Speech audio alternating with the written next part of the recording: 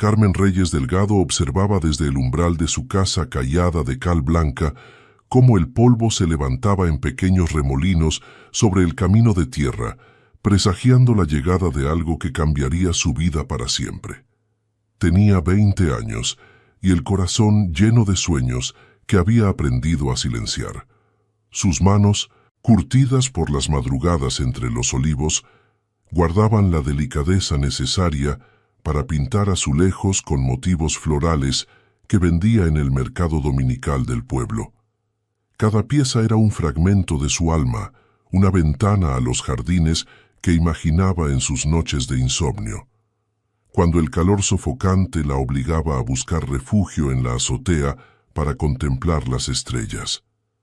Aquella mañana, mientras el aroma de los naranjos en flor del patio se mezclaba con el olor metálico de la sequía, su padre la había llamado al interior de la casa con una voz que ella jamás había escuchado, la voz de un hombre derrotado. Manuel Reyes era un agricultor de 62 años, cuyas manos habían trabajado la misma tierra que sus abuelos y bisabuelos. 3 cosechas consecutivas perdidas por la peor sequía del siglo habían destruido no solo sus olivares, sino también su orgullo. Las deudas se acumulaban como nubes de tormenta que nunca descargaban lluvia, solo amenazas de los bancos, de los prestamistas, de un futuro que se cerraba como un puño. «Carmen, hija», dijo él sin poder mirarla a los ojos, «un señor de Madrid ha hecho una oferta». Ella sintió como el suelo de baldosas frías se volvía inestable bajo sus pies descalzos. En el rincón de la cocina, su madre Isabel sollozaba en silencio, el delantal empapado de lágrimas que intentaba ocultar removiendo un gazpacho que nadie comería. «¿Qué clase de oferta, padre?». El silencio que siguió fue más elocuente que cualquier palabra. Carmen comprendió antes de que él pudiera pronunciar la sentencia. La estaban vendiendo, como se vendía el aceite en el mercado, como se subastaba el ganado en las ferias, como se negociaba la cosecha antes de que madurara.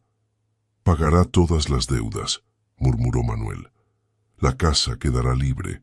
Lucía podrá seguir estudiando. Tu madre tendrá medicinas para su corazón. ¿Y yo?». La pregunta salió de su garganta como un susurro herido. «¿Qué seré yo en este negocio?». «Su esposa». La palabra cayó entre ellos como una piedra en un pozo seco.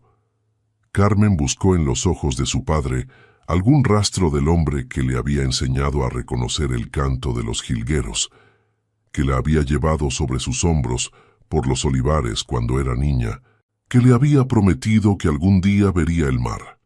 Pero aquel hombre ya no estaba allí. En su lugar había solo un náufrago aferrado a la única tabla que podía salvar a su familia. Lucía, su hermana de 15 años, apareció en el marco de la puerta con los ojos enrojecidos. Se lanzó a los brazos de Carmen con la desesperación de quien ve partir un barco sabiendo que jamás regresará.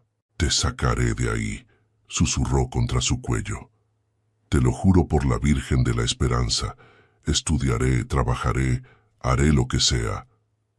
Carmen acarició el cabello oscuro de su hermana pequeña, sintiendo cómo algo dentro de ella comenzaba a endurecerse, a construir murallas invisibles que la protegerían de lo que estaba por venir. «No hagas promesas que no puedes cumplir, pequeña», respondió con una calma que no sentía. «Cuida de mamá, cuida de la abuela. Eso es lo único que te pido». Aquella noche, mientras la casa dormía un sueño intranquilo, Carmen subió a la azotea por última vez. Se sentó en el mismo lugar donde había pasado tantas noches, contemplando las estrellas, soñando con un amor que llegara como los protagonistas de las novelas que leía a escondidas. Libre, apasionado, elegido.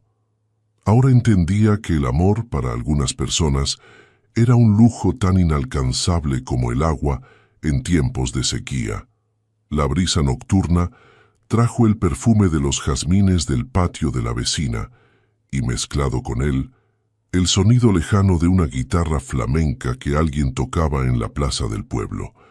Carmen cerró los ojos y dejó que las lágrimas cayeran libremente, las únicas que se permitiría derramar. Al amanecer, se levantó con la determinación silenciosa que siempre la había caracterizado. Si debía partir como mercancía, al menos lo haría con la dignidad intacta. Nadie le arrebataría eso. Su abuela Dolores la esperaba en el patio, sentada en la vieja silla de mimbre que crujía con cada movimiento. A sus 90 años, la matriarca de los Reyes conservaba una lucidez que desafiaba al tiempo y unos ojos negros que parecían leer el alma de quien se atreviera a sostenerle la mirada. «Ven aquí, niña», ordenó con su voz ronca, curtida por décadas de coplas flamencas cantadas en las fiestas del pueblo.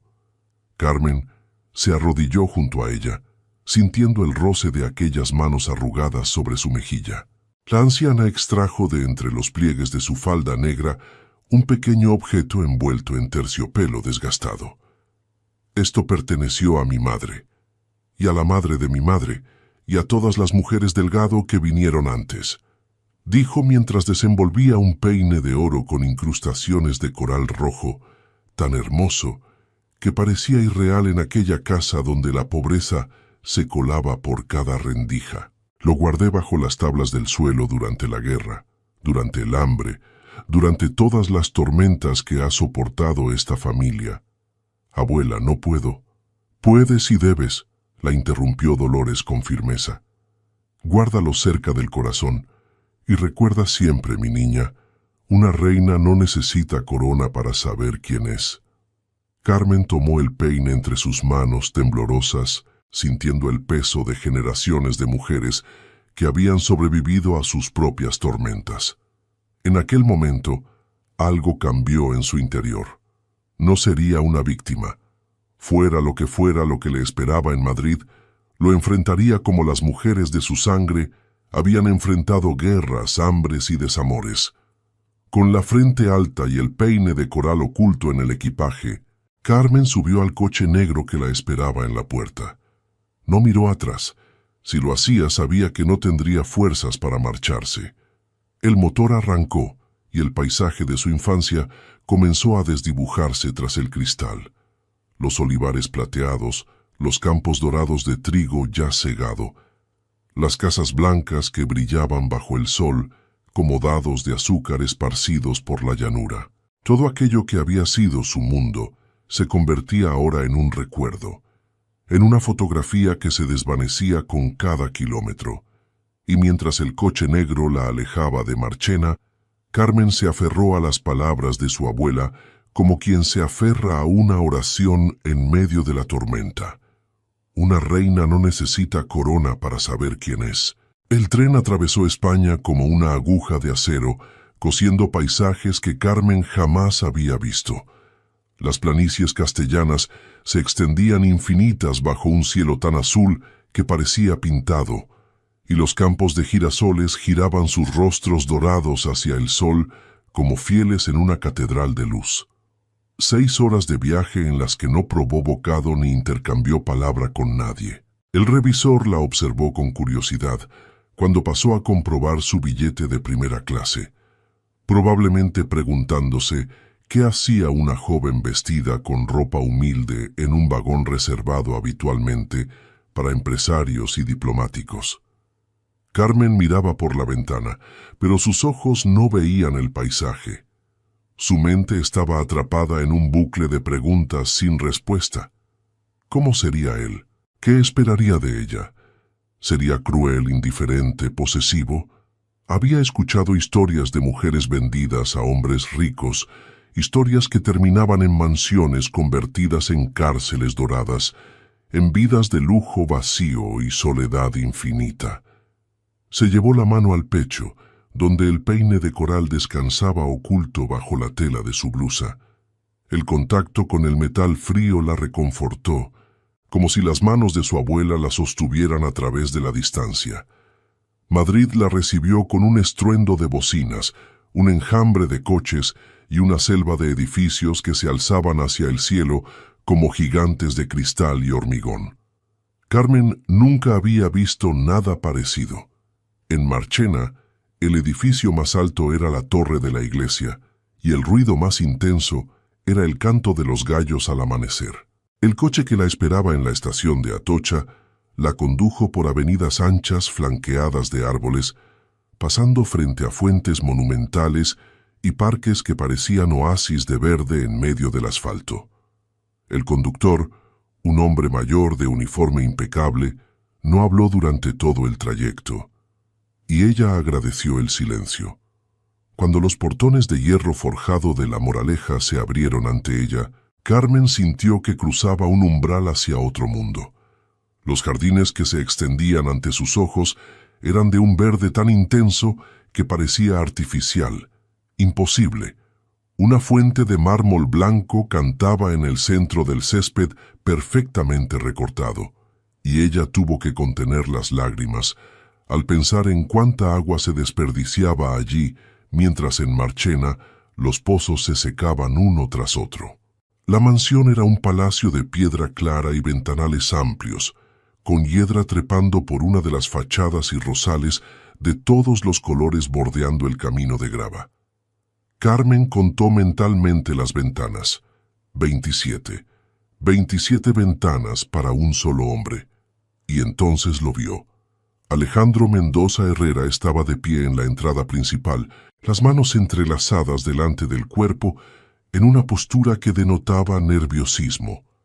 Era más alto de lo que ella había imaginado, con el cabello oscuro salpicado de gris en las sienes y unos ojos castaños que, incluso desde la distancia, transmitían una tristeza antigua, profunda. Carmen esperaba encontrar arrogancia en su postura, prepotencia en su mirada, quizás incluso crueldad en la línea de sus labios. Se había preparado mentalmente para enfrentar a un tirano, a un hombre acostumbrado a comprar todo lo que deseaba. Pero cuando él bajó los escalones de piedra y se acercó al coche para abrir personalmente la puerta, lo que encontró fue algo completamente diferente. «Debes estar agotada», dijo Alejandro, y había genuina preocupación en su voz, un temblor casi imperceptible que lo hacía parecer tan vulnerable como ella. «El viaje desde Andalucía es largo». Le ofreció la mano para ayudarla a descender del vehículo. Su toque fue gentil, casi vacilante, como si temiera asustarla. Carmen notó que sus manos, aunque cuidadas, no eran las manos blandas de un hombre que nunca había trabajado. Había callos antiguos en las palmas, vestigios de algún esfuerzo físico del pasado. «Gracias», murmuró ella, la voz apenas audible. Alejandro la guió hacia el interior de la mansión sin soltar su mano, pero sin apretarla tampoco. El vestíbulo era un espacio de techos altísimos, con una escalera de mármol que se bifurcaba hacia los pisos superiores, cuadros al óleo en las paredes y una araña de cristal que centelleaba con 1000 puntos de luz. «He preparado una habitación para ti», explicó él mientras caminaban.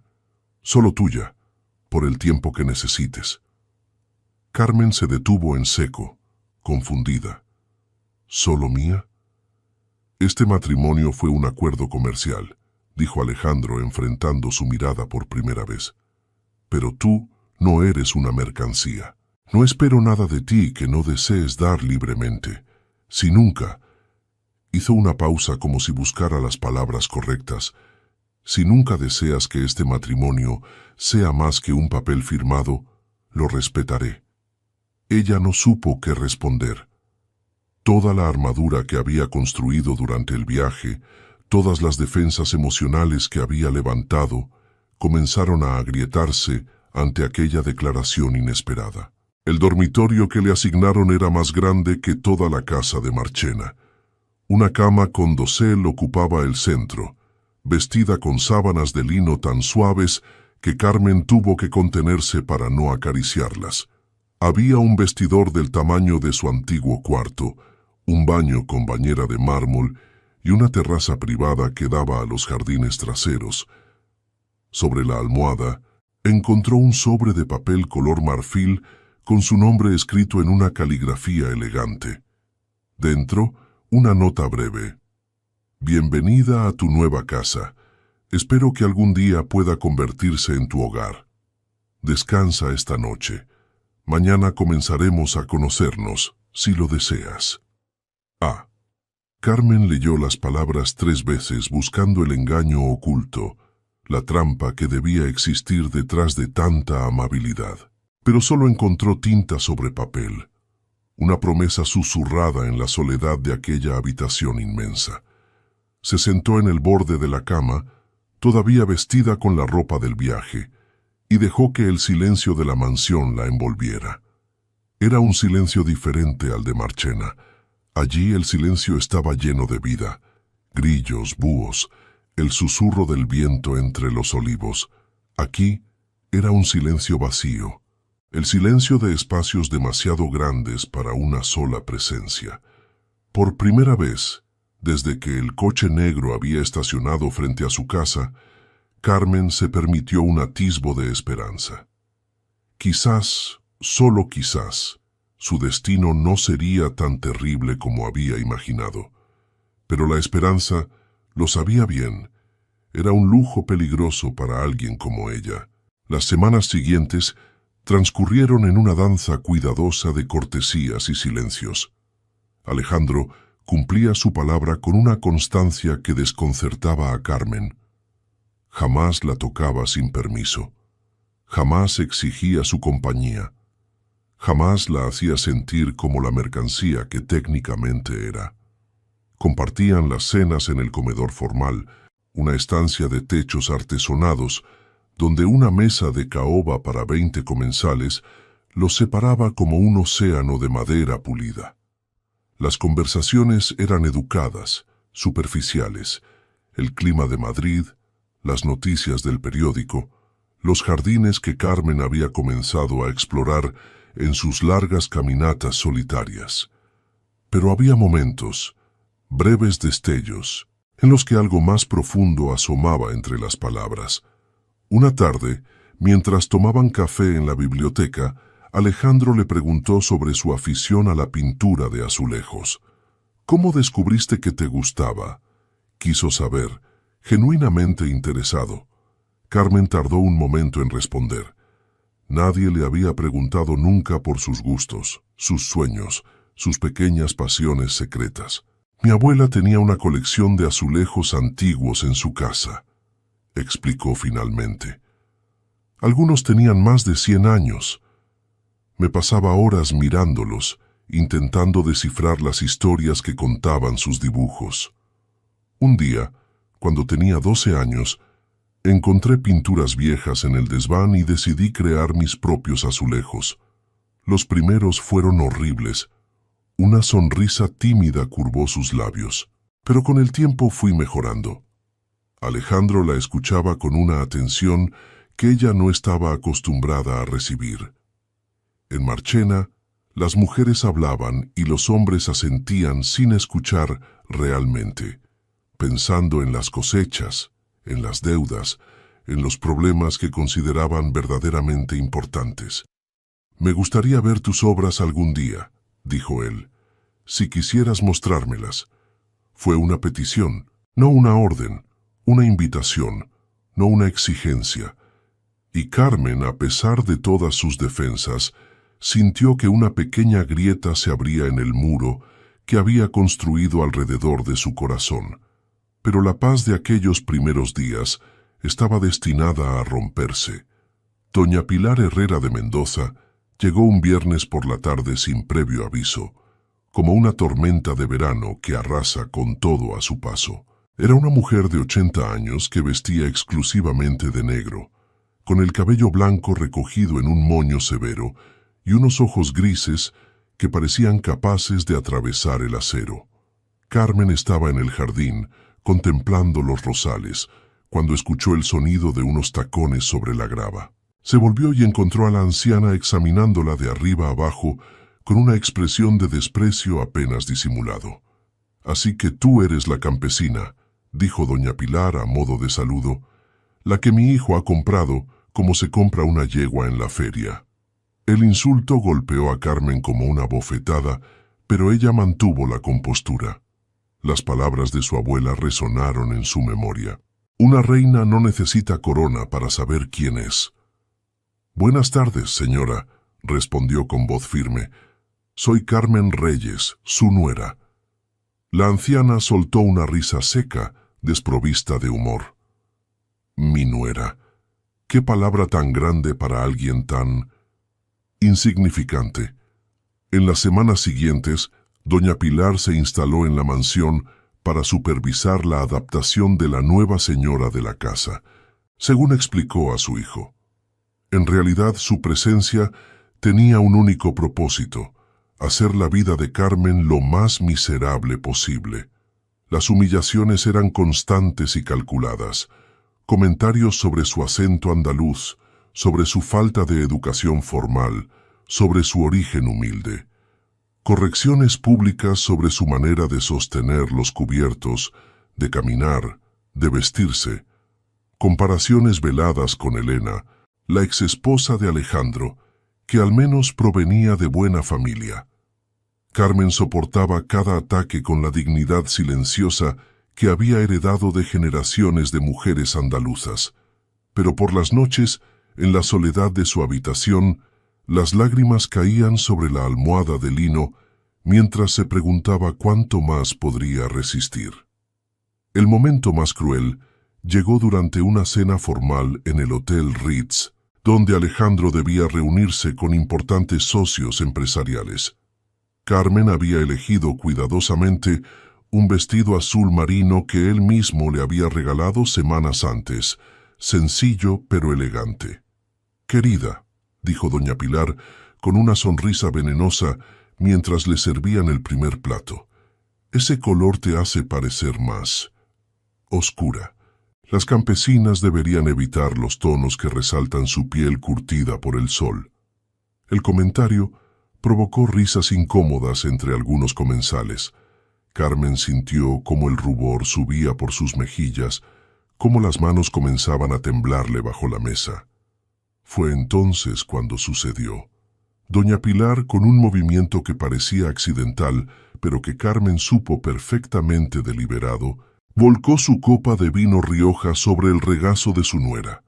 El líquido rojo se extendió por la tela azul como una mancha de sangre, empapando el vestido, goteando sobre el suelo de mármol. «¡Oh, qué torpeza la mía!», exclamó la anciana con falsa consternación. «Discúlpame, querida». El silencio que siguió fue ensordecedor. Todos los ojos estaban fijos en Carmen, esperando su reacción. Lágrimas, gritos, una huida avergonzada hacia el tocador. Pero antes de que ella pudiera hacer nada, Alejandro se puso de pie. Sin decir una palabra, se quitó el saco de su traje y lo colocó sobre los hombros de su esposa, cubriéndola por completo. Luego la ayudó a levantarse con una delicadeza infinita. «Señores, si nos disculpan», dijo con voz tranquila pero firme, «mi esposa y yo debemos retirarnos. Ha sido un placer». Y sin mirar a su madre, sin ofrecer explicaciones ni disculpas, condujo a Carmen fuera del restaurante con la cabeza alta y el paso seguro de quien sabe exactamente quién es y qué valores defiende. El coche los dejó en el Parque del Retiro. Era tarde, casi medianoche, y los senderos estaban desiertos bajo la luz plateada de la luna. El perfume de los rosales flotaba en el aire tibio de primavera, mezclándose con el rumor lejano de la fuente del ángel caído.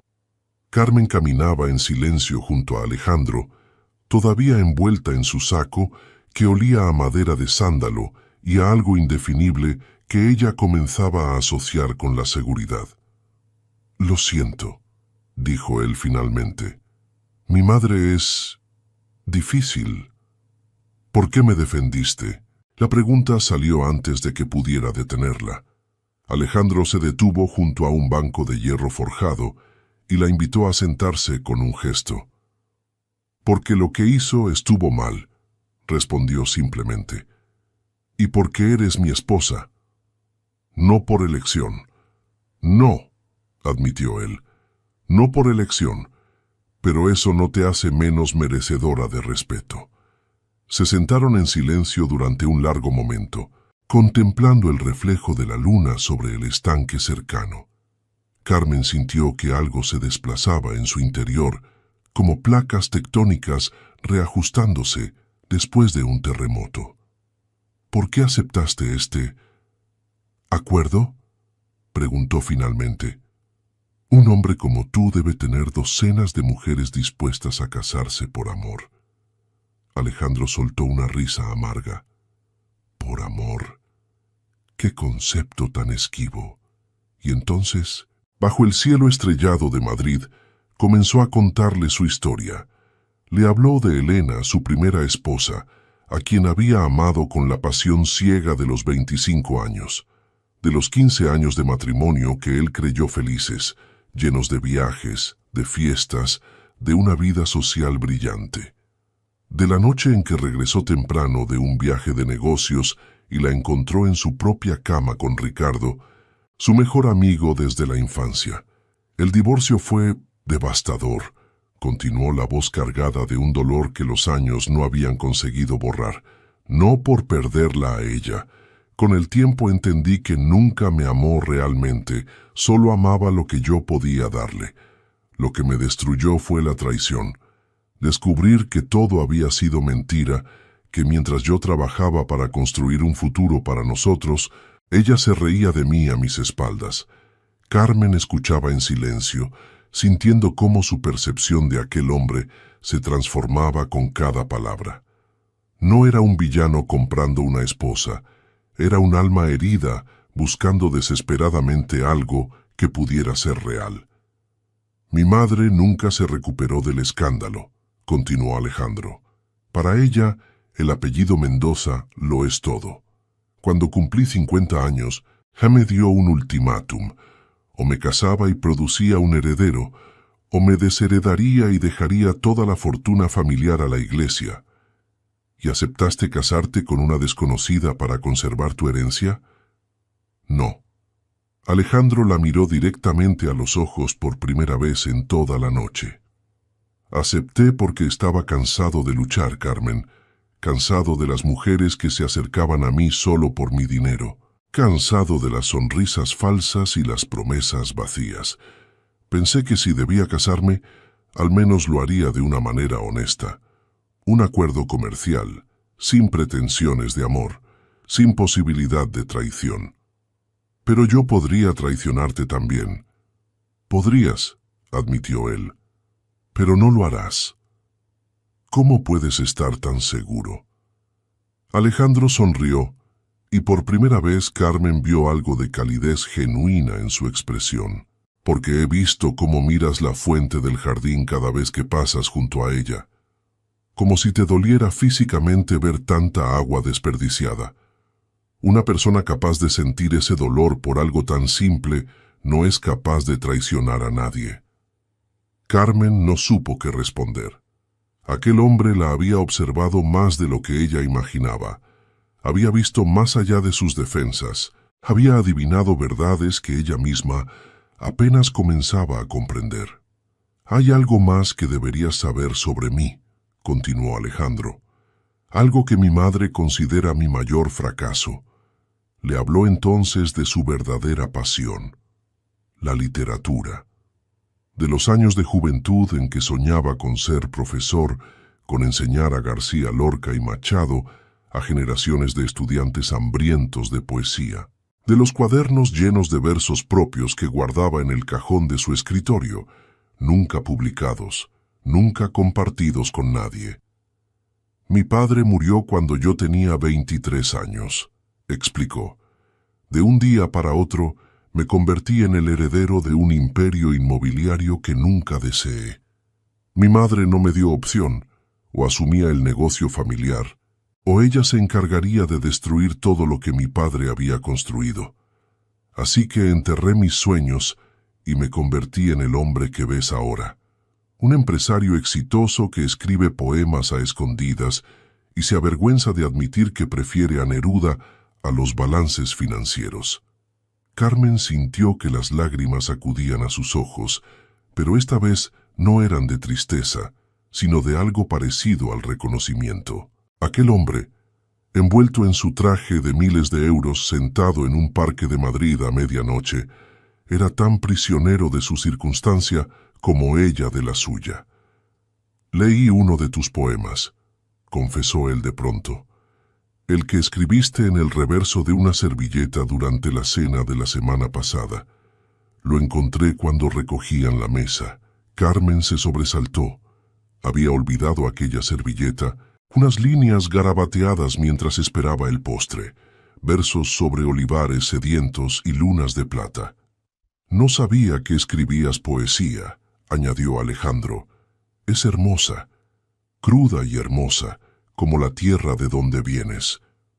Fue en aquel momento, bajo las estrellas del retiro, con el perfume de los rosales envolviéndolos como un abrazo invisible, cuando Carmen comprendió que algo estaba cambiando entre ellos. No era amor todavía. El amor requiere tiempo, confianza, la certeza de ser visto y aceptado tal como uno es, pero era el comienzo de algo, una semilla plantada en tierra fértil, esperando la lluvia que la haría germinar. Alejandro se volvió hacia ella y con una delicadeza infinita le apartó un mechón de cabello del rostro. «Carmen», dijo, «no sé si algún día podrás perdonar la manera en que llegaste a mi vida, pero quiero que sepas que haré todo lo posible para que no te arrepientas de quedarte». Ella no respondió con palabras. Simplemente apoyó la cabeza en su hombro y contempló las estrellas, sintiendo por primera vez en mucho tiempo que quizás, solo quizás, el destino no era tan cruel como había creído. Los meses de primavera dieron paso al verano madrileño, y con él llegaron los primeros cambios verdaderos en la vida de Carmen. Alejandro había cumplido una promesa que ella no recordaba haberle pedido. La había inscrito en una prestigiosa escuela de cerámica y pintura de azulejos en el barrio de Lavapiés. El taller de don Emilio Vázquez, maestro ceramista cuya familia llevaba 5 generaciones perfeccionando el arte de la loza tradicional, se convirtió en su refugio. Cada mañana, Carmen tomaba el metro en la estación de Pinar del Rey y viajaba hasta el corazón castizo de Madrid, donde las calles estrechas olían a especias exóticas y el flamenco se escapaba por las ventanas abiertas de los bares. El contraste con La Moraleja era brutal y maravilloso. Aquí no había jardines perfectos ni fuentes de mármol, sino macetas desbordantes de geranios en balcones oxidados y vecinas que tendían la ropa en cuerdas improvisadas entre edificios. Don Emilio la recibió con escepticismo el primer día. «Otra rica aburrida que quiere jugar a ser artista», murmuró mientras la observaba con ojos entrecerrados. «Veamos cuánto duras». Pero Carmen no era una rica aburrida. Era una mujer que llevaba el barro en la sangre, que había aprendido a amasar pan antes que a leer, que conocía el valor del trabajo manual porque había visto a su padre romperse la espalda en los olivares día tras día. La primera vez que sus manos tocaron la arcilla en el torno, algo se despertó en su interior. El material frío y húmedo girando bajo sus dedos, tomando forma poco a poco, convirtiéndose en algo que antes no existía. Era como respirar después de haber pasado meses conteniendo el aliento. Don Emilio observaba en silencio, los brazos cruzados sobre el delantal manchado de 1000 colores. «Tienes manos de alfarera», admitió finalmente, y Carmen supo que aquel era el mayor cumplido que podía recibir de él. Las semanas siguientes fueron de aprendizaje intenso, técnicas de esmaltado, temperaturas de cocción, la química misteriosa de los óxidos metálicos que transformaban el blanco en azul cobalto, en verde esmeralda, en el amarillo dorado de los girasoles andaluces. Carmen absorbía cada lección como tierra sedienta absorbe la lluvia, llenando vacíos que no sabía que tenía. Sus diseños comenzaron a llamar la atención. Flores silvestres de los campos de Marchena, olivos retorcidos por el viento, el perfil de su abuela Dolores contra un cielo de azul profundo. Cada pieza era un fragmento de su historia, una carta de amor a la tierra que había dejado atrás. «Esto», dijo don Emilio una tarde sosteniendo un azulejo recién horneado, donde Carmen había pintado el patio de su casa natal. «Esto es arte, muchacha, arte de verdad, no las tonterías decorativas que me piden los turistas».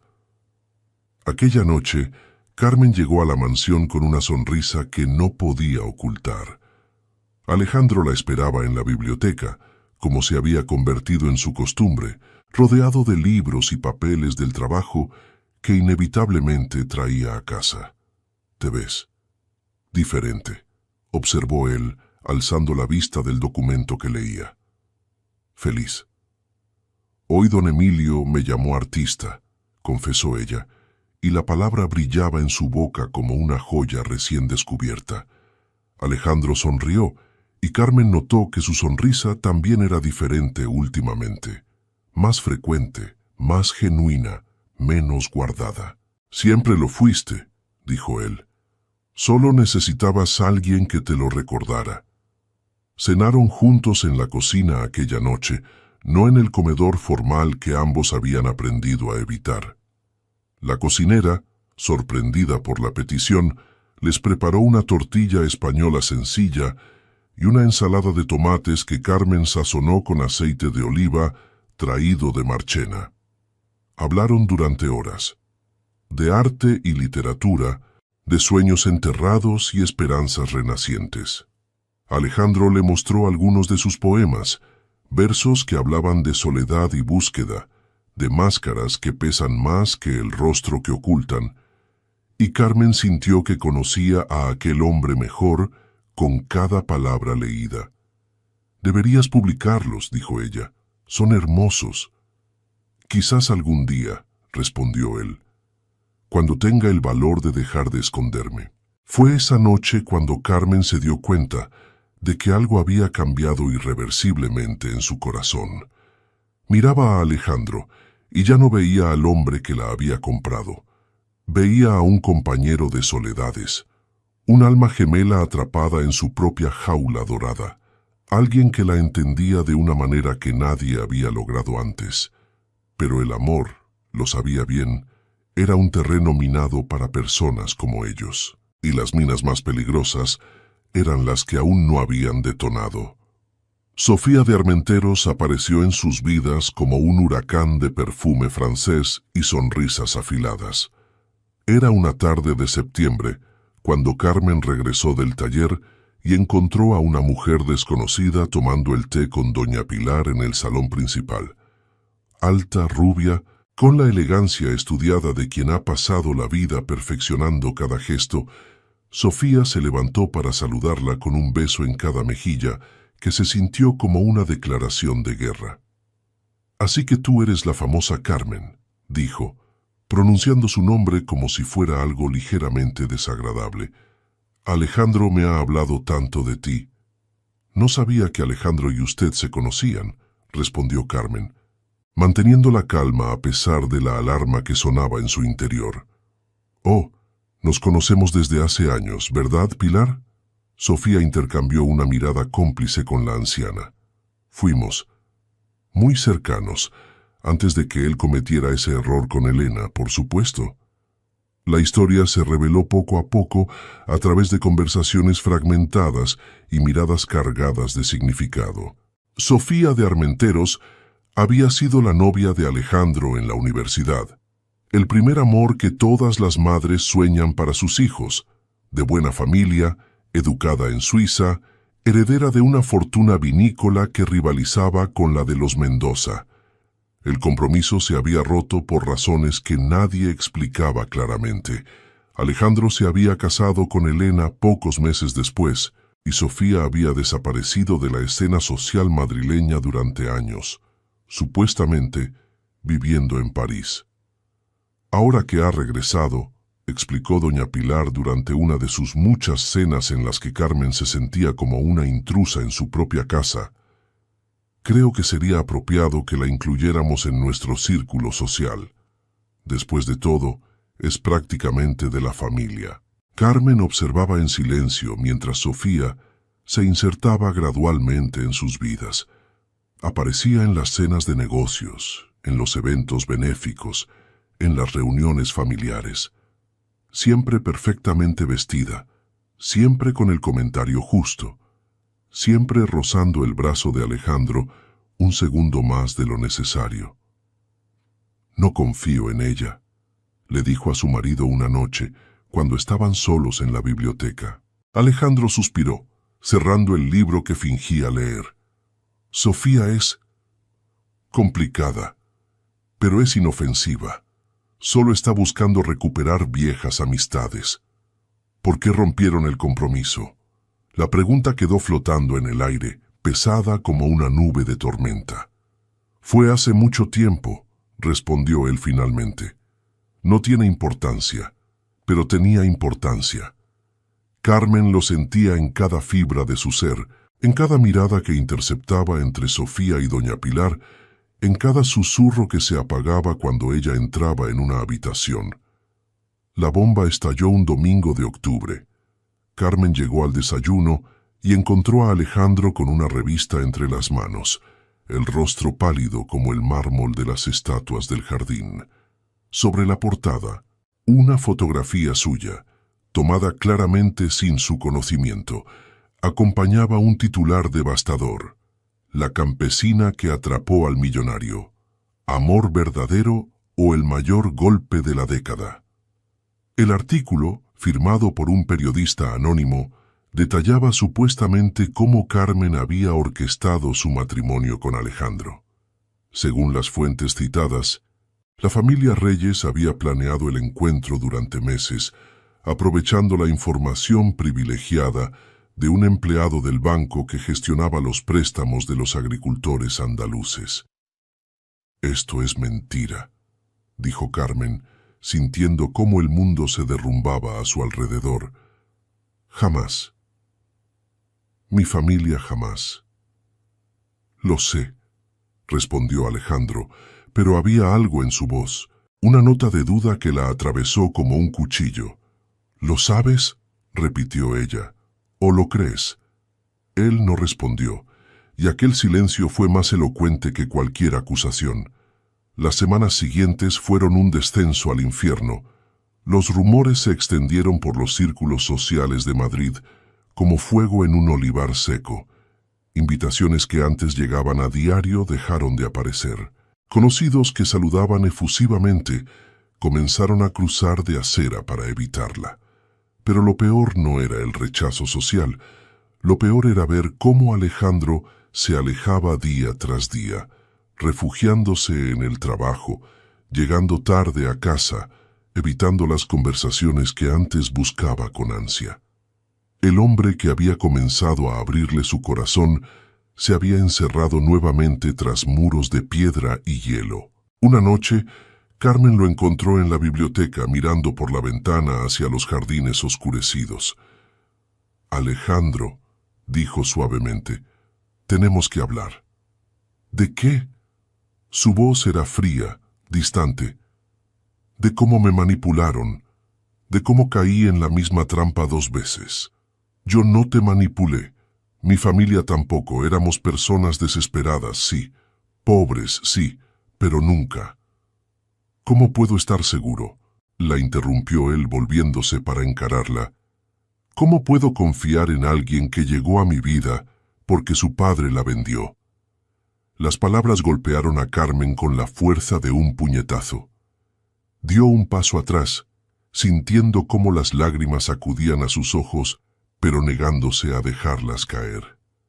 «Creí», susurró, «que eras diferente. Creí que veías más allá de las circunstancias. Pero al final, eres igual que todos los demás».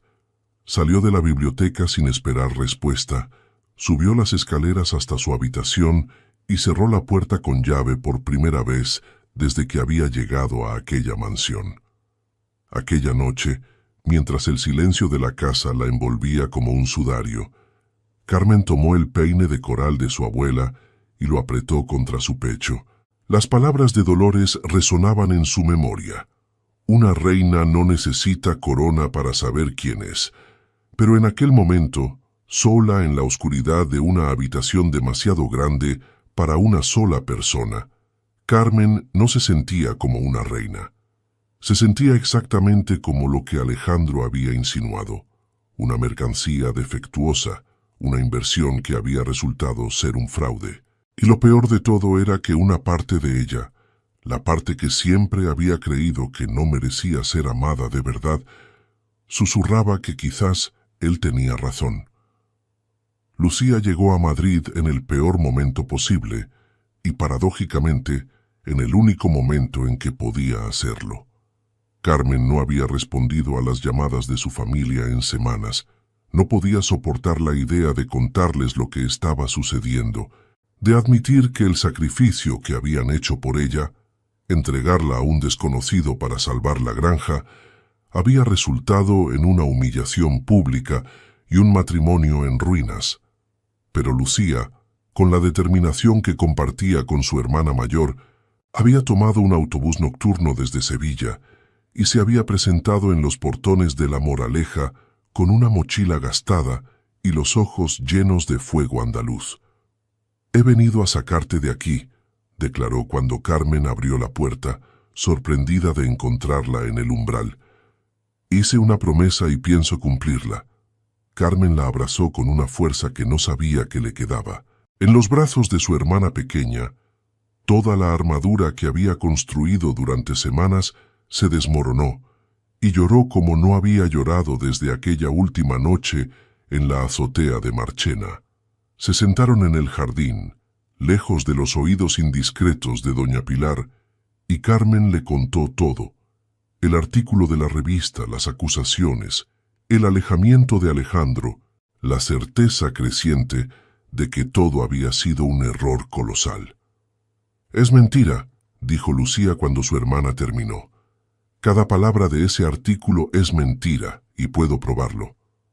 De su mochila extrajo un sobre amarillento lleno de documentos, cartas antiguas de su padre a los bancos, recibos de préstamos que databan de años antes de que el nombre de Alejandro Mendoza apareciera en sus vidas, fotografías fechadas que demostraban que la familia Reyes no tenía ninguna conexión con nadie relacionado al millonario.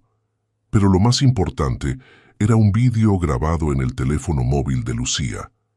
En él, la abuela Dolores, sentada en su eterna silla de mimbre, hablaba directamente a la cámara con la voz firme de quien ha vivido casi un siglo y no tiene tiempo para mentiras. «Mi nieta Carmen es muchas cosas», decía la anciana. «Es terca como las mulas de su abuelo, sensible como los pétalos de las rosas que cultivaba su madre, y digna como todas las mujeres que han llevado nuestro apellido. Pero jamás ha sido una mentirosa, ni una manipuladora, ni nada de lo que esa revista infame la acusa. Si alguien quiere saber la verdad, que venga a Marchena y mire a los ojos a esta vieja que ha visto demasiado mundo para confundir a una buena persona con una mala». Carmen vio el vídeo 3 veces, las lágrimas corriendo libremente por sus mejillas. «¿Cómo conseguiste todo esto?», preguntó finalmente. «Papá y mamá llevan semanas recopilándolo», explicó Lucía. «Cuando vieron el artículo, papá se encerró en su despacho durante 3 días, buscando cada papel, cada documento que pudiera demostrar que somos inocentes. Mamá llamó a todos los vecinos del pueblo, a los banqueros, a cualquiera que pudiera dar testimonio de nuestra familia. Y la abuela insistió en grabar ese vídeo ella misma. Dijo que si alguien iba a defender el honor de los Reyes, sería ella». Carmen sintió que algo se quebraba en su interior, pero no de tristeza esta vez. Era la cáscara de vergüenza y autodesprecio que había acumulado durante semanas, fragmentándose para revelar algo más fuerte debajo. Su familia no la había abandonado. Nunca lo habían hecho.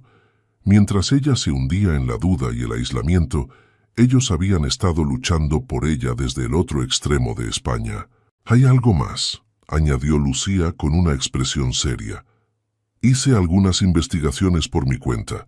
Esa periodista anónima que firmó el artículo, conseguí rastrear el correo electrónico que usó para enviarlo a la revista.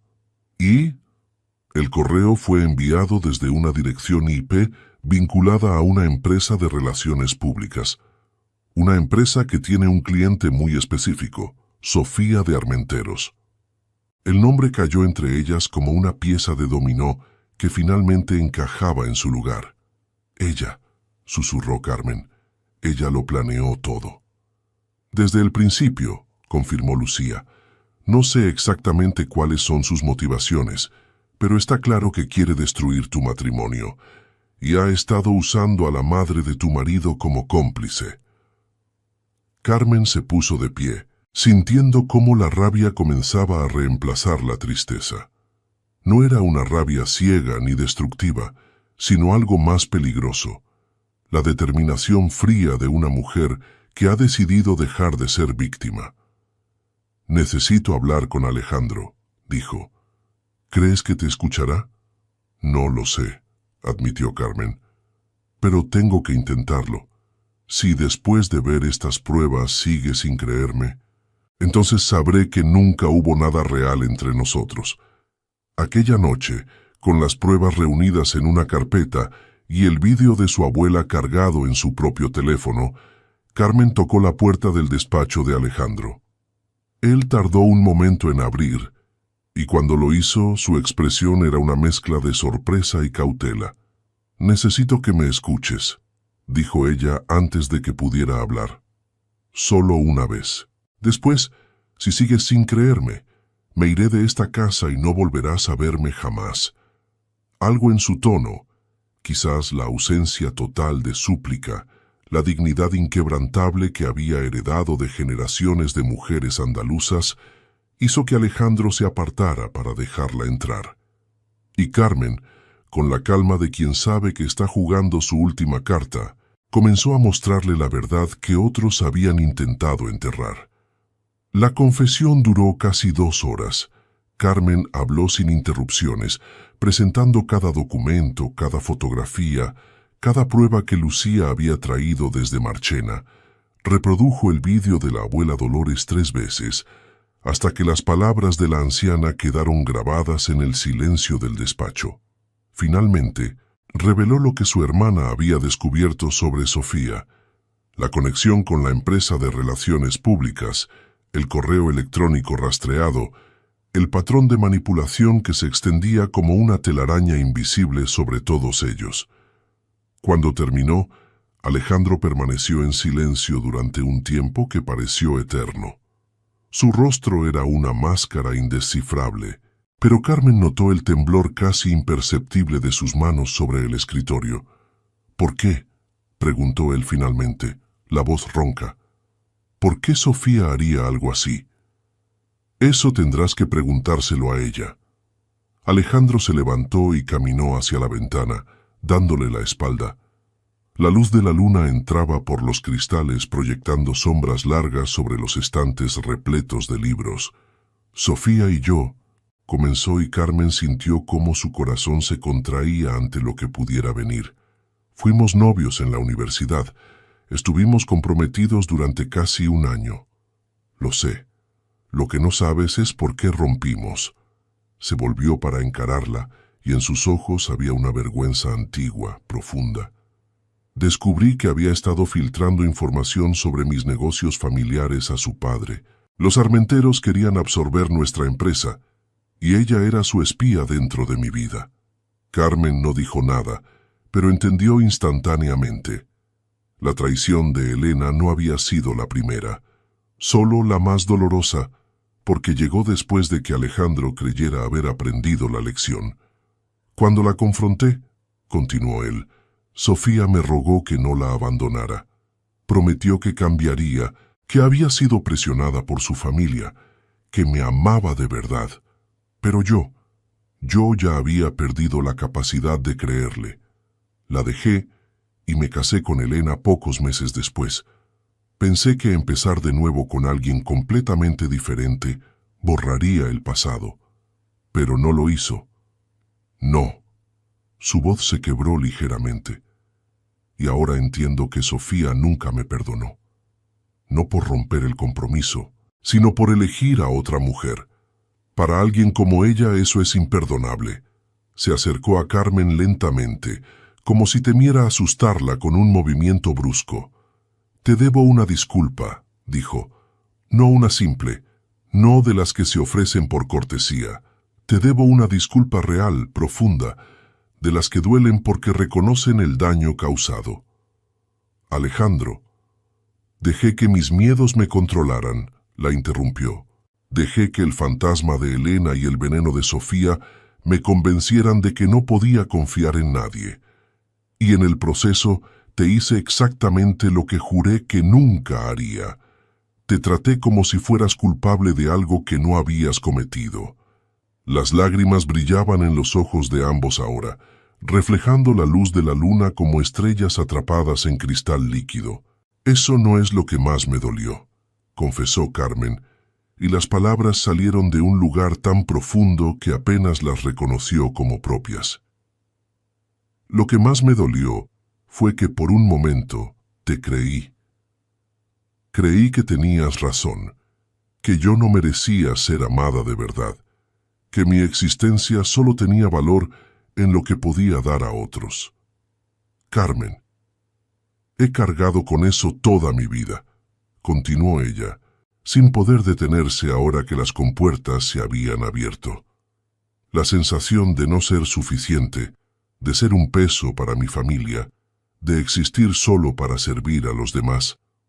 Cuando me trajeron aquí como mercancía, una parte de mí pensó que era exactamente lo que merecía. Y cuando tú empezaste a tratarme como algo más, a verme como una persona real, me asusté tanto que casi prefería que las acusaciones fueran ciertas, porque entonces todo tendría sentido.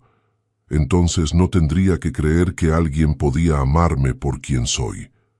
El silencio que siguió estaba cargado de verdades finalmente dichas, de máscaras que caían al suelo como hojas secas en otoño. Alejandro dio un paso más, reduciendo la distancia entre ellos, hasta que Carmen pudo sentir el calor de su cuerpo. «Escúchame», dijo con una intensidad que ella nunca había oído en su voz.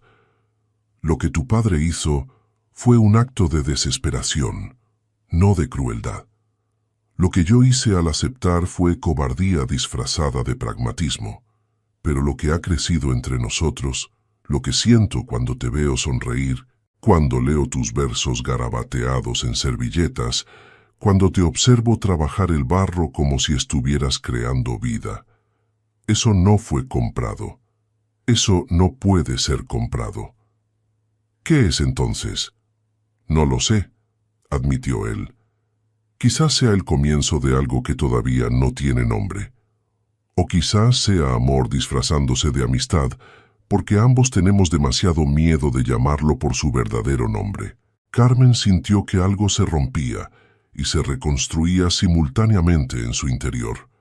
La mujer que había llegado a aquella mansión 6 meses atrás, asustada y convencida de su propio poco valor, comenzaba a difuminarse para dar paso a alguien diferente. Alguien que empezaba a creer que merecía ser amada, no por lo que podía ofrecer, sino simplemente por existir. «No sé si puedo perdonarte todavía», dijo finalmente. «No sé si puedo confiar en que no volverás a dudar de mí la próxima vez que alguien plantee mentiras en tu camino. Entonces dame la oportunidad de demostrártelo», respondió él.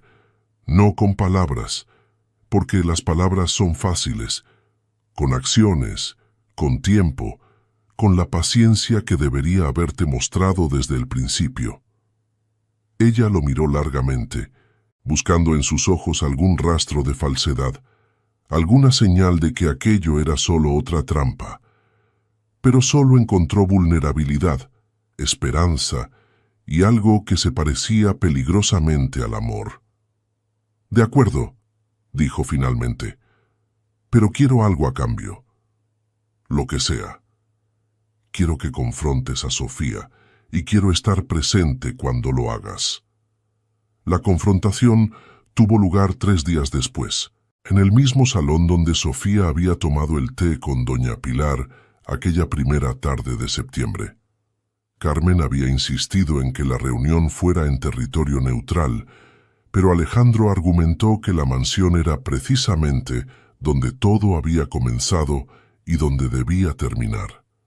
Había algo de justicia poética en ello, y Carmen aceptó a regañadientes.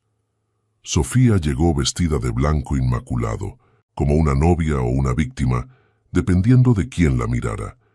Su sonrisa se congeló momentáneamente al ver a Carmen sentada junto a Alejandro en el sofá, sus manos entrelazadas sobre los cojines de terciopelo.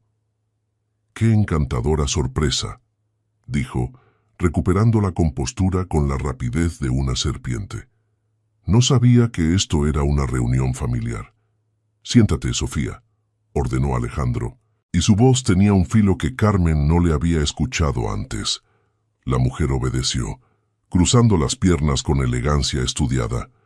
«¿De qué se trata todo esto? Tu mensaje sonaba bastante urgente». Alejandro colocó sobre la mesa de café una carpeta con los documentos que Lucía había traído de Marchena, incluyendo capturas de pantalla del correo electrónico rastreado. «Se trata de ti, de lo que has hecho. ¿Y de por qué?» El silencio que siguió fue denso como el aceite. Sofía miró los documentos sin tocarlos, y Carmen observó cómo su máscara de serenidad comenzaba a agrietarse. «No sé de qué me hablas». «El artículo de la revista», dijo Carmen hablando por primera vez. «Las acusaciones falsas. Todo fue orquestado por ti, a través de tu empresa de relaciones públicas. Tenemos pruebas. Eso es ridículo».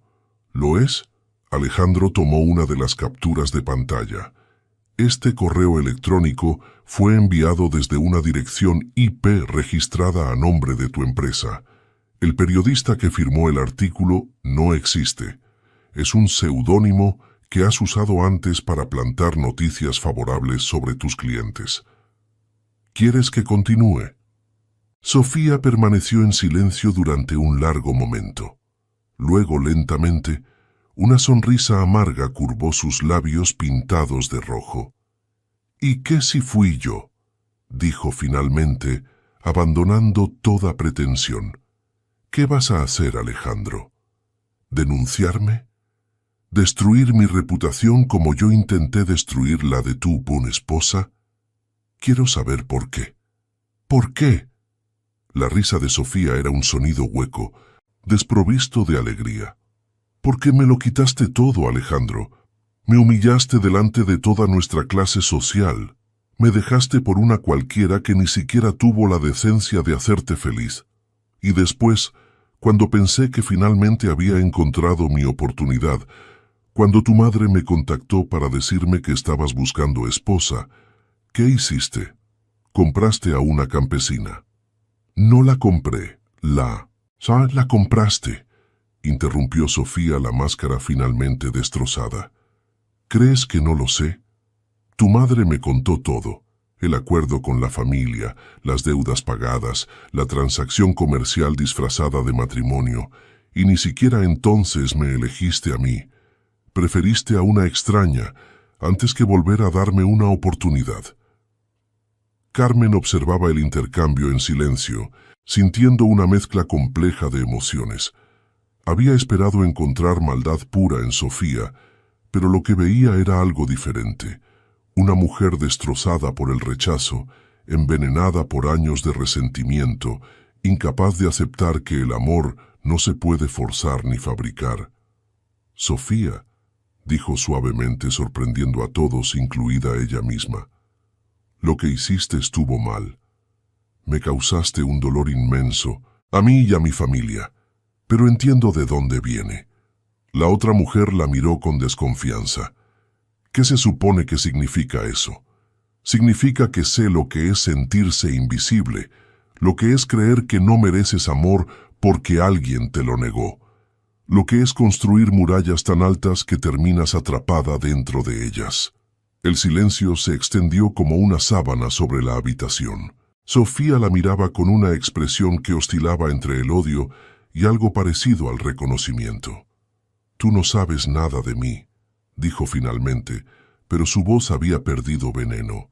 «Quizás no, pero sé que destruirme no te dará lo que buscas, no te hará sentir amada.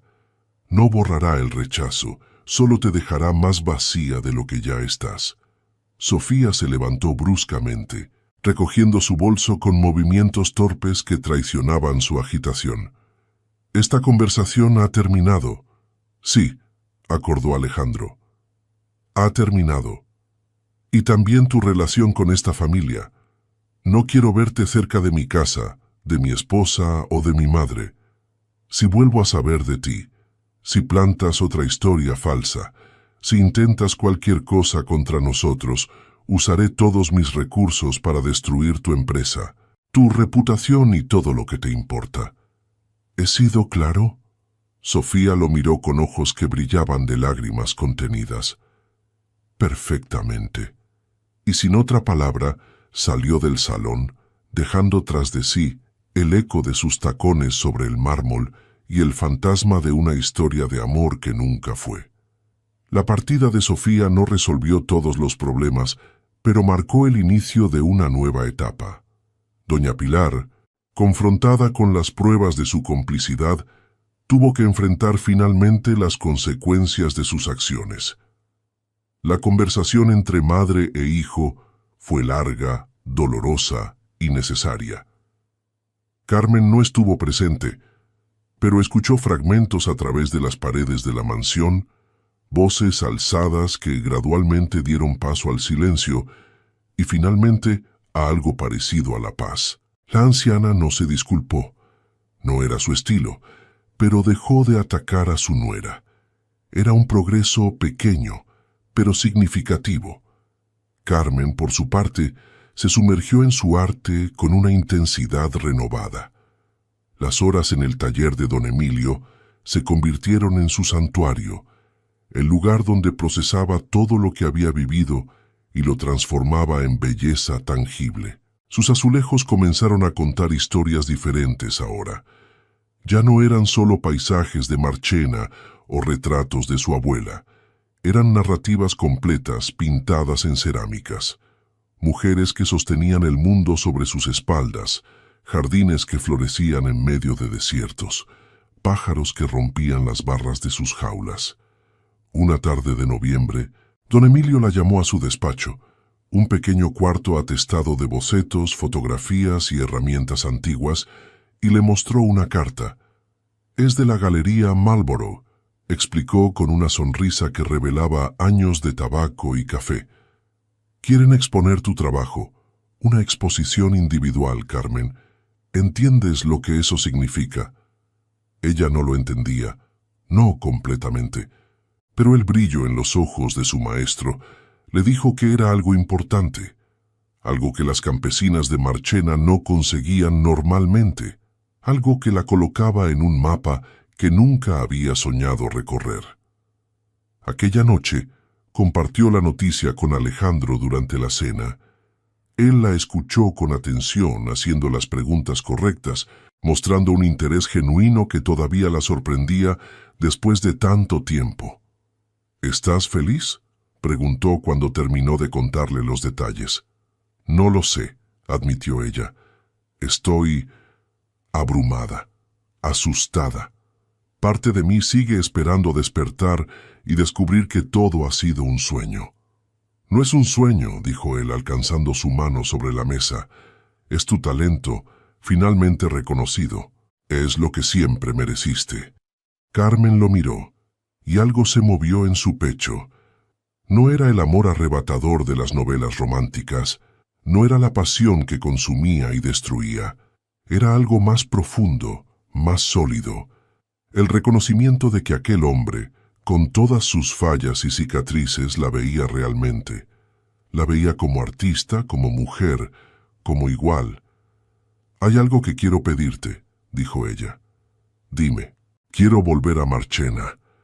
Necesito ver a mi familia, mostrarles que estoy bien, que todo lo que sacrificaron no fue en vano, y quiero que vengas conmigo». Alejandro no respondió inmediatamente. Carmen sabía que para un hombre como él, acostumbrado a las mansiones y los hoteles de 5 estrellas, la idea de visitar una aldea polvorienta de la Andalucía profunda debía resultar intimidante. «¿Estás segura?», preguntó finalmente. «No sé si tu familia querrá verme. Después de todo, yo soy el hombre que pagó las deudas que los estaban ahogando», lo interrumpió Carmen. «El hombre que me dio un hogar y la oportunidad de convertirme en artista. El hombre que mi abuela quiere conocer antes de...». Su voz se quebró levemente, antes de que sea demasiado tarde. Dolores había cumplido 91 años la semana anterior. Cada llamada telefónica era un recordatorio de que el tiempo era un regalo que no podía darse por sentado. «Entonces iremos», dijo Alejandro. «Este fin de semana, si quieres». Carmen asintió, sintiendo cómo las lágrimas acudían a sus ojos. No de tristeza esta vez, ni de miedo, ni de vergüenza. Eran lágrimas de algo que se parecía peligrosamente a la felicidad.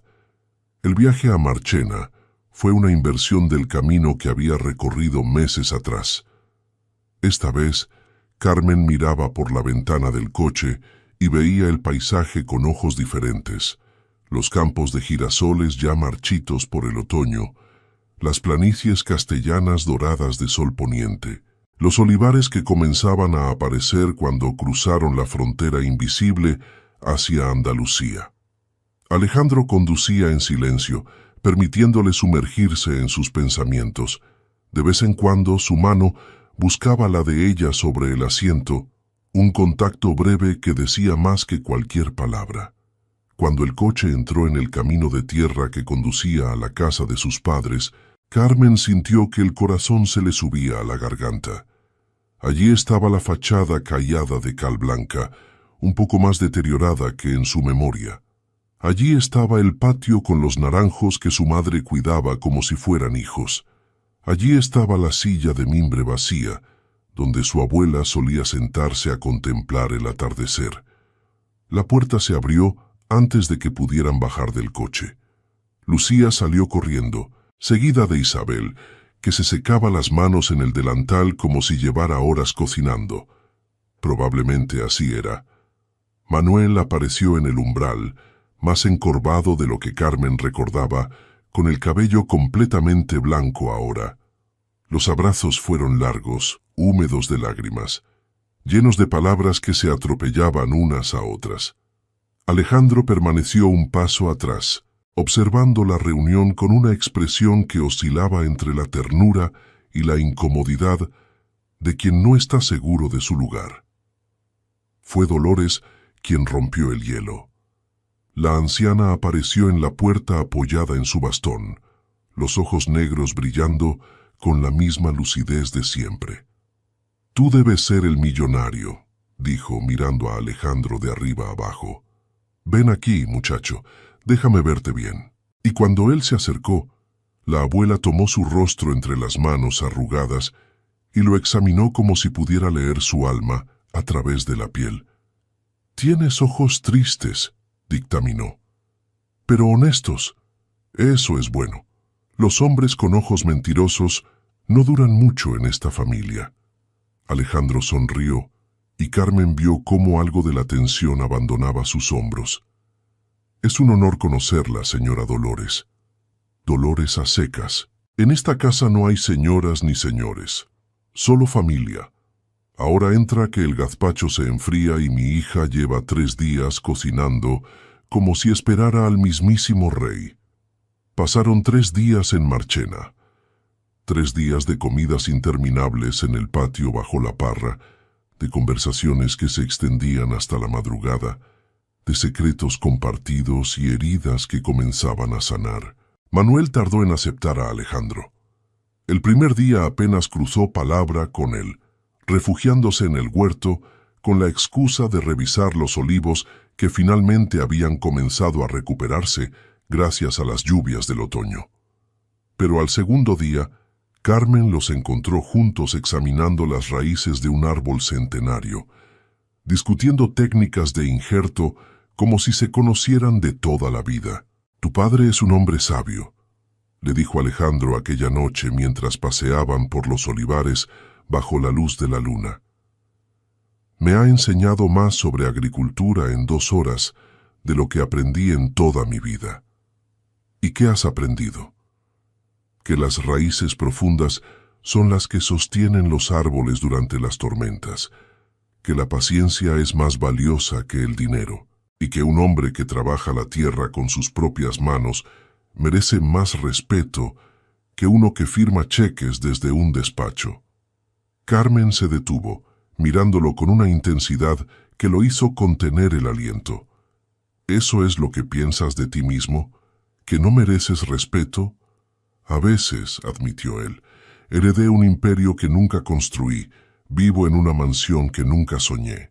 Tengo más dinero del que podría gastar en 10 vidas, y sin embargo, lo único que siempre quise fue enseñar poesía a estudiantes que probablemente no me escucharían». «Nunca es tarde para cambiar, Alejandro». «¿Tú crees?» «Lo creo», dijo ella con convicción. «Mira lo que me ha pasado a mí. Hace un año era una campesina sin futuro, vendida como mercancía para pagar las deudas de su familia. Ahora soy una artista con una exposición en una galería de Madrid. Si yo pude reinventarme, tú también puedes». Él la miró con una expresión que ella no supo interpretar. Había ternura, sí, pero también algo más profundo, algo que parecía haber estado creciendo en silencio durante meses. «Carmen», dijo, y su nombre en sus labios sonaba diferente ahora, como una oración o una promesa. «Hay algo que necesito decirte. Dime». «He estado enamorándome de ti», despacio, sin darme cuenta, como un río que va excavando su cauce gota a gota. No sé cuándo empezó exactamente. Quizás fue aquella noche en el retiro, cuando me contaste sobre tus azulejos. O quizás fue antes, el primer día que te vi bajar del coche con el terror en los ojos, pero la dignidad intacta. Lo que sé es que ahora, cuando me imagino el futuro, no puedo imaginarlo sin ti». Carmen sintió que el corazón se le detenía durante un segundo que pareció eterno. Había esperado aquellas palabras, las había temido, las había deseado en secreto durante noches de insomnio. «Alejandro». «No tienes que responder», se apresuró a decir él. «No espero que sientas lo mismo. Solo necesitaba que lo supieras. Necesitaba ser honesto contigo, aunque sea una vez en mi vida, sobre algo que realmente importa». Ella lo miró bajo la luz plateada de la luna andaluza y tomó una decisión. «Ven conmigo», dijo, tomándolo de la mano. Lo guió a través del olivar, por senderos que conocía de memoria, hasta llegar a un pequeño claro donde un olivo solitario se alzaba como un centinela anciano. Era el árbol favorito de su infancia, el lugar donde se escondía para leer, para soñar, para escapar de una realidad que siempre le había parecido demasiado pequeña. «Este es mi lugar secreto», explicó. «Nunca he traído a nadie aquí».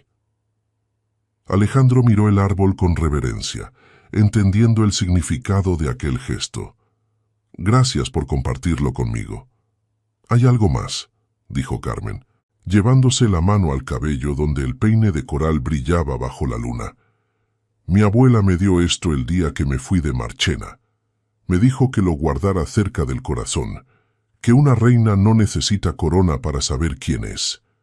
Extrajo el peine con cuidado, sintiendo el peso de generaciones en la palma de su mano. «Lo he llevado todos los días desde entonces. Ha sido mi ancla, mi recordatorio de quién soy cuando todo lo demás parecía perdido». «Es hermoso», murmuró él. «Lo es. Y ahora quiero dártelo». La sorpresa en los ojos de Alejandro fue genuina. «No puedo aceptarlo. Es tu herencia. Tú». Quiero que lo tengas, insistió Carmen. Guárdalo cerca del corazón y recuerda, un rey no necesita corona para saber quién es. La frase resonó en el silencio del olivar, cargada de todo lo que no habían dicho, de todo lo que todavía les quedaba por descubrir juntos. Alejandro tomó el peine con manos temblorosas y lo guardó en el bolsillo de su camisa, directamente sobre el corazón.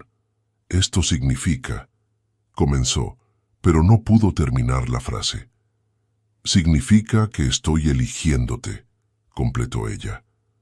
No porque me compraron, no porque no tenga otra opción, no porque sea mi deber de esposa. Te elijo porque quiero, porque he visto quién eres debajo de todas las máscaras y me gusta lo que he visto. Fue él quien dio el primer paso, acortando la distancia entre ellos. Fue ella quien levantó el rostro, encontrándose con sus ojos a medio camino. Y fue en aquel olivar centenario, bajo la luna de Andalucía, donde se besaron por primera vez, no como marido y mujer en un matrimonio arreglado, sino como dos personas que habían elegido amarse contra todas las probabilidades. La Galería Marlborough resplandecía con la luz de cientos de focos dirigidos hacia las obras de Carmen. Era una noche de enero, fría y clara, y todo Madrid parecía haberse dado cita para presenciar el debut de la ceramista andaluza, que había conquistado al mundo del arte contemporáneo. Los críticos susurraban entre copas de champán.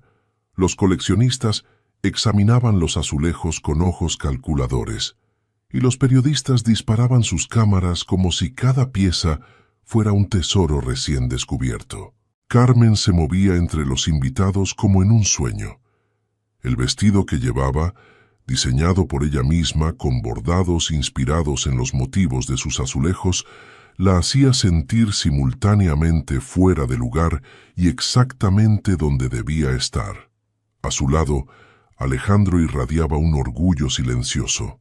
Había sido él quien había insistido en que la exposición llevara un título que reflejara la historia detrás de las obras: Raíces y alas, cerámica de la tierra y del alma. Esa de allí, escuchó Carmen a un coleccionista decir a su acompañante, es extraordinaria. Dicen que tardó 3 meses en completarla. Se refería a la pieza central de la exposición. Un mural de azulejos que ocupaba una pared entera, representando el patio de su casa en Marchena. Cada detalle estaba capturado con una precisión casi fotográfica: la silla de mimbre de su abuela, los naranjos en flor, la cal blanca de las paredes, el cielo imposiblemente azul de Andalucía. Pero había algo más allá del realismo, una cualidad onírica que transformaba una escena cotidiana en algo trascendente. Es un homenaje a mi abuela, explicó Carmen cuando un periodista le preguntó por la inspiración.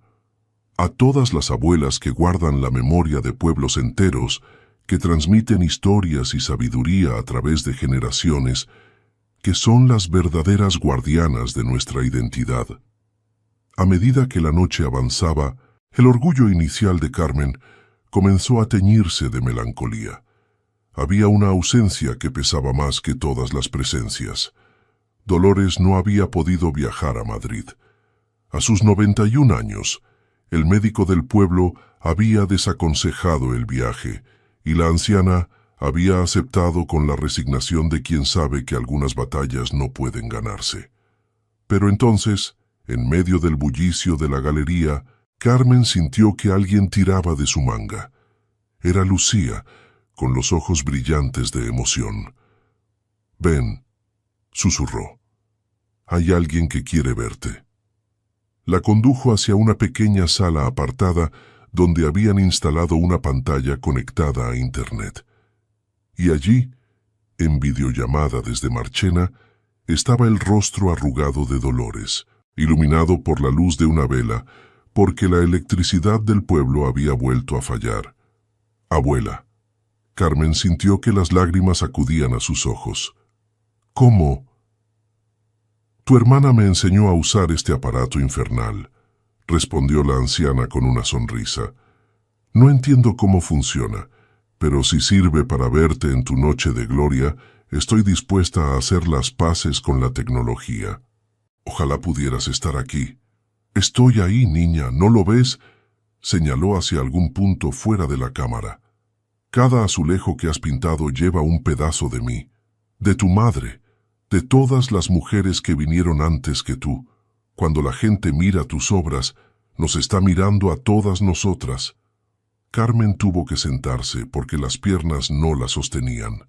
Lucía le puso una mano en el hombro, mientras las lágrimas corrían libremente por sus mejillas. «Estoy tan orgullosa de ti», continuó Dolores.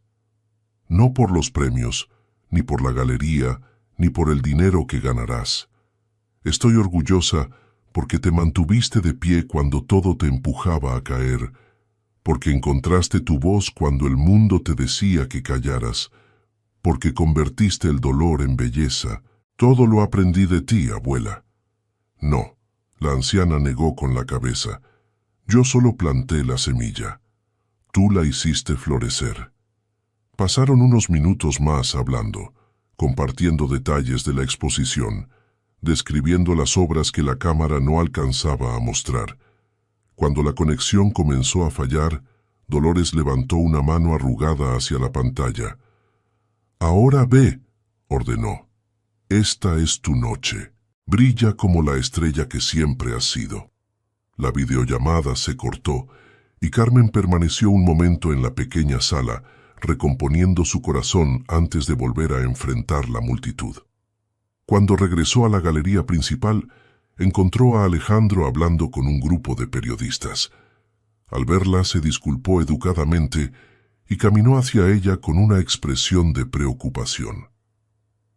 «Todo bien, mi abuela», explicó Carmen, secándose las últimas lágrimas. Lucía organizó una videollamada. La sonrisa de Alejandro fue de alivio y comprensión. «Es una mujer extraordinaria». «Lo es». Carmen miró a su alrededor, contemplando las paredes llenas de sus creaciones, los rostros de desconocidos que admiraban su trabajo, el mundo que se abría ante ella como un libro de páginas en blanco. «Todo esto es gracias a ella. ¿Y a ti?» «No», dijo él tomando su mano. «Todo esto es gracias a ti. Yo solo te di el espacio para que pudieras brillar, el talento, la determinación, el coraje. Eso siempre fue tuyo». La noche terminó con la venta de casi todas las piezas, varios encargos de coleccionistas internacionales y una oferta de una galería de Nueva York para una exposición el año siguiente. Carmen firmó autógrafos, concedió entrevistas, sonrió para fotografías que aparecerían en revistas que antes ni siquiera sabía que existían, pero el momento que guardaría para siempre en su memoria no fue ninguno de esos. Fue el instante ya cerca de la medianoche, cuando la galería comenzaba a vaciarse y ella se quedó sola frente al mural de su casa de Marchena. Alejandro se acercó por detrás y la abrazó suavemente. «¿En qué piensas?» «En el camino que he recorrido», respondió ella. «Hace un año estaba en ese patio, asustada, sin saber qué me esperaba. Y ahora estoy aquí, mirando ese mismo patio convertido en arte. Es un viaje extraordinario. Lo es», se volvió para mirarlo a los ojos. «Y tú has sido parte fundamental de él, Carmen». «Déjame terminar», pidió ella. «Quiero que sepas que te amo. No porque me salvaste, no porque me diste oportunidades. Te amo porque me viste cuando nadie más lo hacía, porque confiaste en mí cuando yo no confiaba en mí misma, porque nunca intentaste cambiarme, solo ayudarme a ser más yo». El beso que siguió fue diferente a todos los anteriores. Fue un beso de certeza, de futuro compartido, de dos personas que habían atravesado tormentas para encontrarse en la orilla. Cuando se separaron, Carmen tenía una última cosa que decir. «Quiero renovar nuestros votos, esta vez por elección, en Marchena, rodeados de nuestra familia, no como un acuerdo comercial, sino como una declaración de amor. La sonrisa de Alejandro iluminó su rostro como un amanecer. Nada me haría más feliz. La primavera llegó a Madrid pintando los parques de colores y llenando el aire con el perfume de las flores de azahar. El mismo perfume que Carmen había llevado en su vestido el día que abandonó Marchena, pero que ahora significaba algo completamente diferente. La ceremonia de renovación de votos estaba programada para el primer domingo de abril, en la Catedral de la Almudena. Había sido idea de Lucía, si iban a hacerlo, que fuera a lo grande, que todo Madrid supiera que aquel matrimonio, que había comenzado como una transacción, se había transformado en algo real, profundo, indestructible. Carmen había diseñado su propio vestido, por supuesto. Tela de seda color marfil con bordados inspirados en los azulejos andaluces, flores de naranjo entrelazadas con olivos, raíces que se extendían hacia abajo mientras las ramas alcanzaban el cielo. Era un vestido que contaba una historia, su historia. La mañana del gran día amaneció clara y luminosa, y Carmen se despertó en la habitación que había ocupado durante su primer año de matrimonio, la habitación que había sido su refugio, su cárcel, su santuario según los días, y contempló el reflejo de la luz sobre las paredes. Ya no era la misma mujer que había cruzado aquel umbral temblorosa de miedo. Ni siquiera era la misma mujer de 6 meses atrás, insegura de su lugar en el mundo. Era Carmen Reyes de Mendoza, artista reconocida, mujer amada, dueña de su propio destino. La ceremonia reunió a un centenar de invitados, amigos del mundo del arte, socios de negocios de Alejandro, que habían aprendido a respetar a la campesina que se había convertido en estrella, y por supuesto, la familia de Marchena al completo. Manuel caminó junto a su hija mayor por el pasillo central de la catedral, las lágrimas corriendo libremente por sus mejillas curtidas.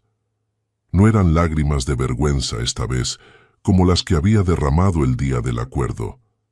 Eran lágrimas de orgullo, de redención, de un padre que finalmente podía perdonarse a sí mismo. «Estás hermosa, hija», susurró cuando llegaron al altar. «¿Tu madre estaría tan orgullosa?» Isabel, sentada en la primera fila junto a Lucía, sollozaba abiertamente en un pañuelo bordado. La enfermedad del corazón que la había atormentado durante años estaba controlada ahora, gracias a los tratamientos que el dinero de Alejandro había hecho posibles, y viviría para ver crecer a los nietos que empezaba a soñar. Pero la presencia más emotiva era la de Dolores. La anciana había insistido en viajar a pesar de las recomendaciones médicas, argumentando que si había sobrevivido a una guerra, una dictadura y 3 sequías centenarias, no iba a perderse la boda de su nieta por unos achaques de vieja. Estaba sentada en una silla de ruedas junto al altar, vestida de negro como siempre, pero con el peine de coral, el mismo que Carmen había regalado a Alejandro y que él había devuelto a su legítima dueña para la ocasión, brillando en su cabello blanco como una corona. Cuando Carmen llegó al altar, fue Dolores quien habló primero. «Antes de que empecéis con los votos y las promesas», dijo con su voz ronca que llenaba la catedral, «quiero decir algo». El sacerdote, sorprendido por la interrupción, miró a Alejandro buscando orientación. Él asintió con una sonrisa, dándole permiso a la anciana para continuar. «Hace un año», comenzó Dolores, «mi nieta salió de nuestra casa como mercancía. Fue la decisión más difícil que esta familia ha tomado jamás. Manuel no ha dormido una noche entera desde entonces, cargando con la culpa de lo que hizo. Isabel ha rezado todos los días pidiendo perdón a la Virgen. Y yo le di a Carmen un peine de oro y unas palabras que esperaba la ayudaran a sobrevivir». Hizo una pausa, sus ojos negros recorriendo los rostros de los presentes.